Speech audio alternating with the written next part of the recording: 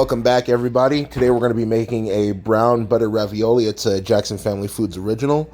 So what I did here was I took 2 cups of bread flour with about 2 tablespoons of garlic, 4 eggs, and a tablespoon of kosher salt. What the ratios are to the flour, you can do 1 cup of flour to 2 eggs, 2 cups of flour to 4 eggs, but for every cup of flour you're going to use 2 eggs.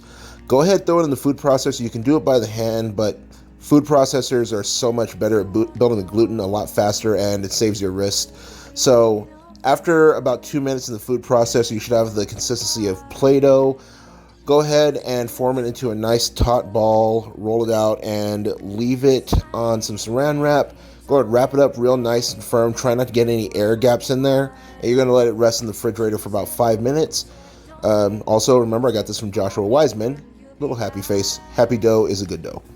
So after you rest it for about 5 minutes, we're going to go ahead and do a ricotta filling. With the ricotta, it's a little bit different. I actually added a bechamel sauce that I made right here. I'll do another video, probably another Alfredo video showing how I make that bechamel. So on the inside is kind of a, I want to say like a fettuccine Alfredo type. Chopping up some fresh basil. I have my own basil plant. So get the basil leaves nice and fresh, wash them, mix them in there. Once that's good to go, we're going to go ahead and take flour or work surface, take our happy dough out, and take just enough to roll out and fit into your pasta strainer. I was about to say bread maker, but no, pasta strainer. So we don't need the cutting attachment attached to the pasta head this time. We're just going to roll it through starting at the highest setting. Mine was 7. You want to roll it through every number twice until it gets thin enough that you could see your fingers through the dough when you hold it up to light. You don't want to do it too much because you don't want it to break through. Now, once it's at your right consistency, either take a piping bag or a small spoon and lay the filling out onto the ravioli. I used a pizza cutter here. You guys can also use cookie cutters. Amazon sells some really nice pasta cutters, or you can just do a lot. I'm doing crimping them. I did a square one here. I did a few round ones. I used the top of lid. It was a Ziploc, one of those Ziploc jar lid thingies. But yeah, I used one of those. But there's a few different ways you could do it. As long as you get them cut and seal around the edge, you're good to go. Now with this, go ahead and take some salted butter, put it in a pan, and you're going to brown it. A tablespoon of butter, and with each tablespoon of butter, you're going to add 1 tablespoon of flour. Go ahead and mix that, and I did this in real time because I want you guys to see how fast this browns. You don't want to over brown it because it will taste burnt. This is going to give it a nice nutty taste. It's a golden brown right there.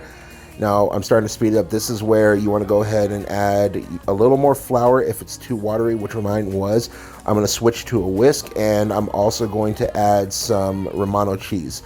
You could use Parmesan if you want, but I added the Romano. I added the milk first just to get it into a more of a liquidy state. Remember, cold milk, hot fond, and you're not going to have any lumps. Now go ahead, mix the cheese in. You see it's starting to thicken up a little more. I spilled a little milk, made a mess. But anyway, just keep mixing that up until it's good to go. Add a little more cheese, and you're going to set this to the side. Keep it warm. Your pasta water, make sure you salt it heavily. It needs to be salty like the ocean. Go ahead, dump your pasta in. Once your pasta is al dente, fresh pasta takes about 30 seconds to a minute to finish in the water. I heated up a cast iron pan, and I threw in about half of my sauce, then the ravioli on top of that. After the ravioli was on top, I finished throwing the rest of the sauce on. Mix it around by hand. You don't want to use a fork or anything like that because you will burst the pasta. Just go ahead and mix it around, plate it up like that, top it with some fresh basil, and that is it, guys. Thank you for watching. I'll see you in the next one.